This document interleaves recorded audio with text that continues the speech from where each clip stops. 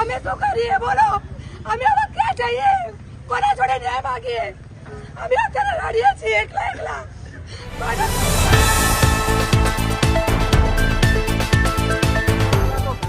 બરાબર, એક એક બે માર્ક્સ વાળા તો 3 માર્ક્સ વાળા. તમારું નામ શું? પ્રિન્સ જોશી. અમદાવાદથી. અમદાવાદથી આપણે મળવા આવે. સમાધાન શું હોય છે? સમાધાન માત્ર ને માત્ર જે છે સરકાર જે છે ભાનમાં આવે અને આનો બીજો રાઉન્ડ પાડો તો પૂરેપૂરા શિક્ષકો ભરાય. બાકી અમારી જે છે આ બધા જ જેટલા પણ ઉભા છે અને એમના બધા જ પરિવારોનો બુલંદ અવાજ એક જ છે. બદલે આપણી એક જ માંગણી કરો જે 60,000 લોકો એક્ઝામ પાસ કરી એ બધાને લઈ લો.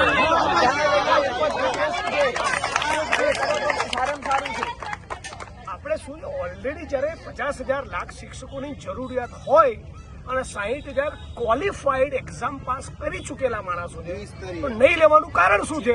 આ લોકોને માત્ર ને માત્ર બીજી આ ચૂંટણી આવે ને ચૂંટણીની અંદર એમને એમ કહેવા ચાલે કે અમે આટલા શિક્ષકોની ભરતી કરીને એ પ્રમાણે દેખાડો કરવો છે, બીજું કઈ કરવું નથી. માત્ર એમને સારું કરવું છે. આ લોકો બિહાર જેવા પછાત રાજ્ય છે કહેવાય છે એમાં 1 લાખ શિક્ષકોની ભરતી 1 વર્ષ અગાઉ પૂરી થઈ ગઈ છે અને ગુજરાત સરકાર છે એ વિકાસના નકરા બુંગણ વગાડે છે. ક્યાં ગઈ મુખ્યમંત્રીની મૃદુતા કે આજે આ શિક્ષકોની વેદનાઓ અત્યારે જોઈ નથી રહી. ખરેખર કાયમી શિક્ષકોની જગ્યાઓ છે તો કાયમી શિક્ષકોની પરીક્ષાઓ પાસ કરેલા દ્વિસ્તરીય પાસ કરેલા ઉમેદવારો છે તો એની ભરતી થવી જ જોઈએ અને થવી જ જોઈએ. દિવસની અંદર મેન્સ પરીક્ષા આપી છે. 8 દિવસ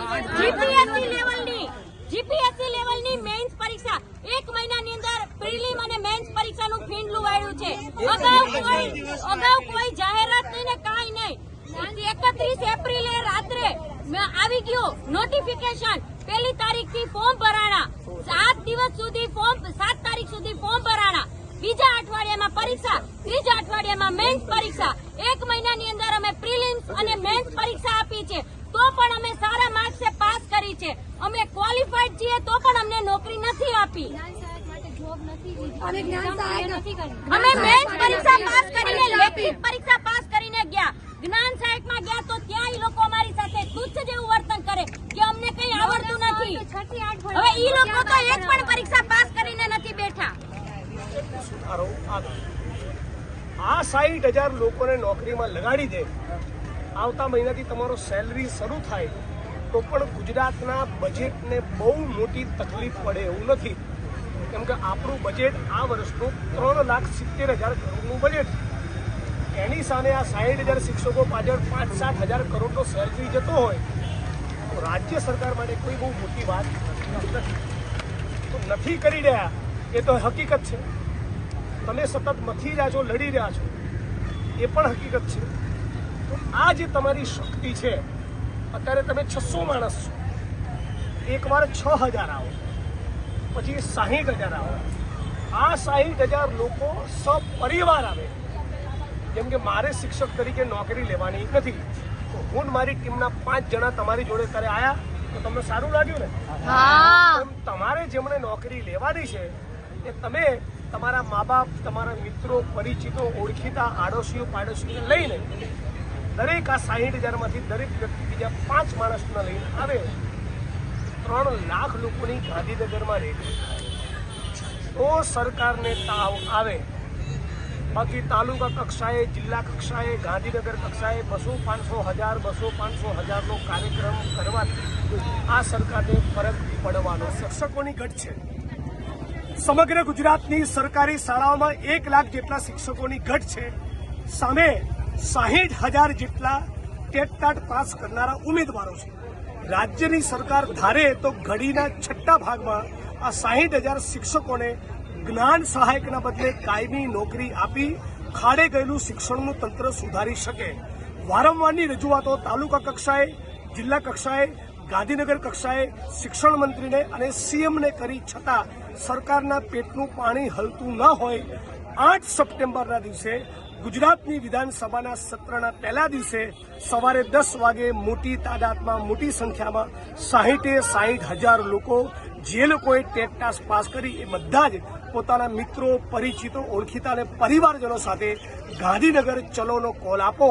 ચલો ગાંધીનગર 8 સપ્ટેમ્બર ટેટ ટાટની એક્ઝામ પાસ કરનારા 60,000 લોકોને કાયમી નોકરીનો ઓર્ડર મળે એ માગણી સાથે તો 8 તારીખે ચલો 8 સપ્ટેમ્બર ચલો ઇન્કલાબ જિંદાબાદ. Thank you. શિક્ષકોની ગુજરાત માંગે ગુજરાત માંગે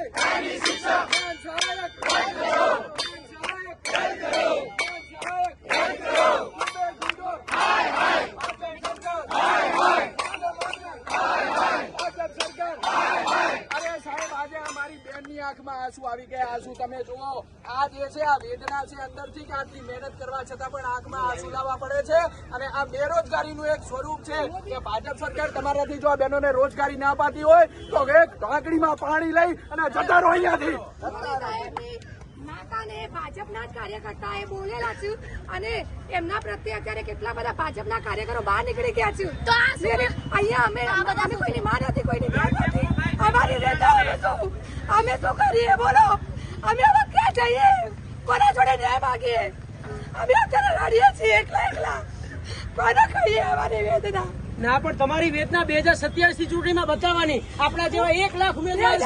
2027 નહીં, અત્યારે ચૂંટણી કરો અને જતી કરો, ભાજપ સરકારને જતી કરો. અમે કંટાળી ગયા નથી. સત્તા પરિવર્તન ભાજપ સત્તા પરિવર્તન હવે કરવું છે. પરીક્ષા આપીએ છીએ, એક પોઈન્ટ થી રહી જઈએ છીએ દર વખતે. આ વખતે અમે તમારી ખોટી ભરતીના કારણે રહી ગયા છીએ.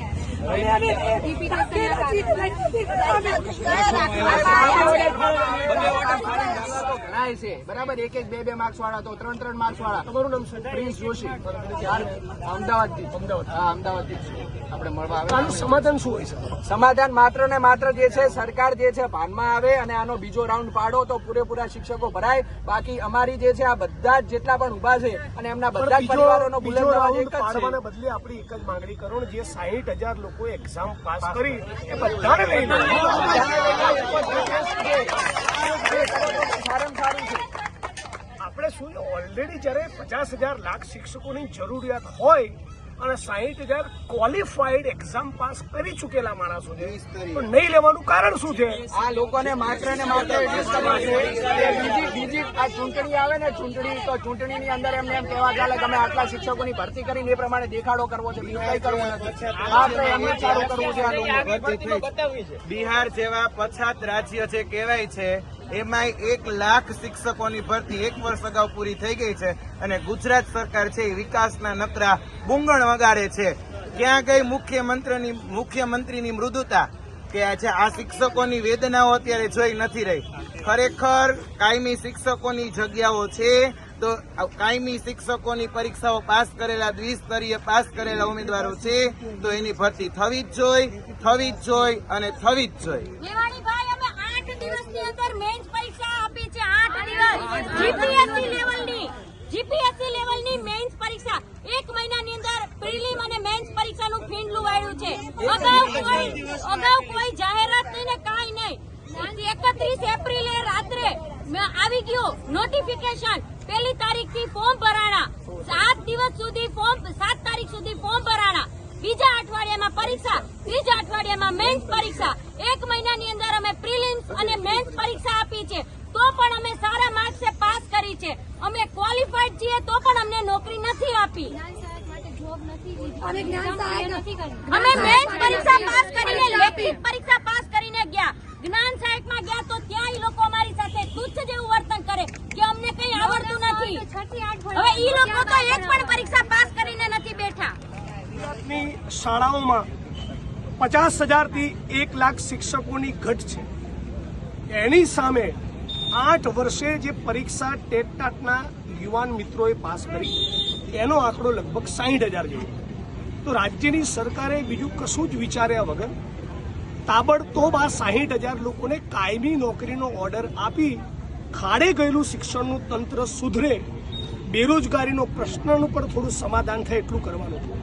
60,000ની ભરતી તો નથી કરતા, જે 10,000 લોકોને ભરતીમાં લઈશું એની વાત કરી હતી, એ પણ ભરતી પ્રક્રિયા પૂરી થઈ નથી. એટલે આ બધા જ લોકો થાકી ગયા છે. ગુજરાતના શિક્ષક મિત્રો હાંફી ગયા છે કે આ ભારતીય જનતા પાર્ટીના શાસનમાં ફિક્સ પગાર, આઉટસોર્સિંગ, કોન્ટ્રાક્ટ સિસ્ટમ ક્યારે નાબૂદ થશે. ક્યારે ખાડે ગયેલું શિક્ષણનું તંત્ર સુધરશે.